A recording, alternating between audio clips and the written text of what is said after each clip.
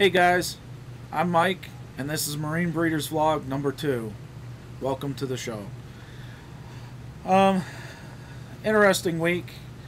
That orange batch of Ocellaris that I spoke of last week went through meta this week. Looks to be about 125 to 150 of them made it through meta.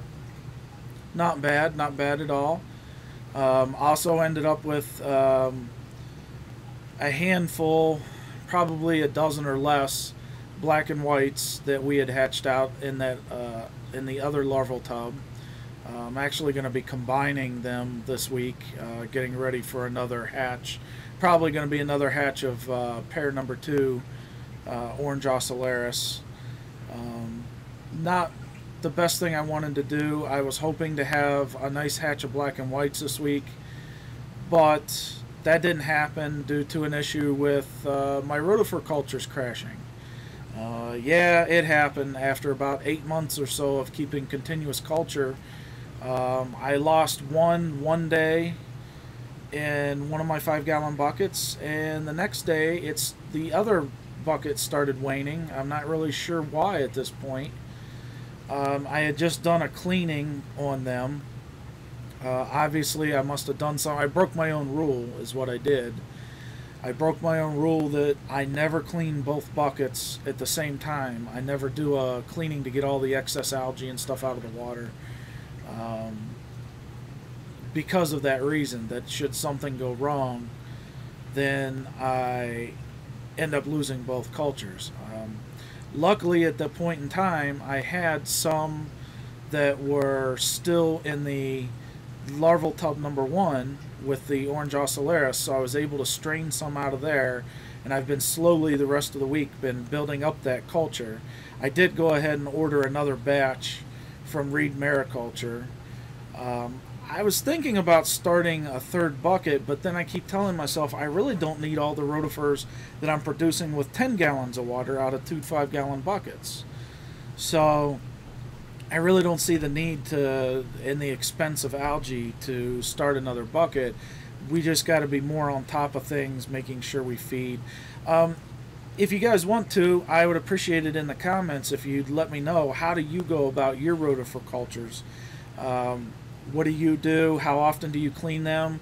How often do you put in ammonia reducing products, and in what quantities? I'd be interested in knowing what some other people do and how to keep them more stable. We're also thinking about trying to start working with copepods. I think copes might help. I'd be interested in seeing how they maybe reduce the mortality of our clownfish. I'm just curious. I haven't really gotten into it. I know a guy named Andy that's on MBI does a lot with them, and he was running a program with some people. I would like to start working on some of that myself.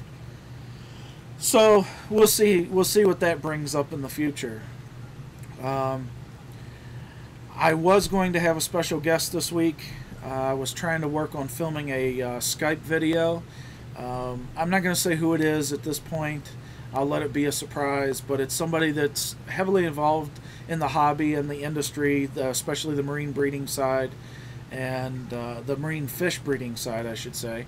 And I was hoping to get some insight as to some things that are going on in the industry right now. Unfortunately, due to some scheduling issues, we weren't able to make that happen this week. I'm going to try to make it happen during the week next week, and I will put it in next week's vlog if we can get that done. I am looking for some people that are in the industry that have a lot of experience, and even some hobbyists even. I would like to start live streaming a podcast. Preferably 2 or 3 of us that are regulars, and then maybe every week or every month. We'll probably start out doing it monthly, and then maybe we can get to doing it twice a month or something, depending on people's schedule. I would like to have a special guest come in.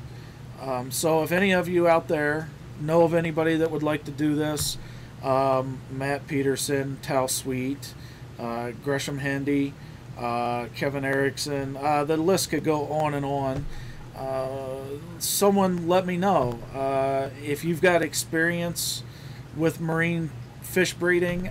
We're still fairly new at it, but we're learning a lot. I would like to be able to be part of those conversations, let the guys that know a lot tell me what I'm doing wrong, and maybe a lot of other people can learn too.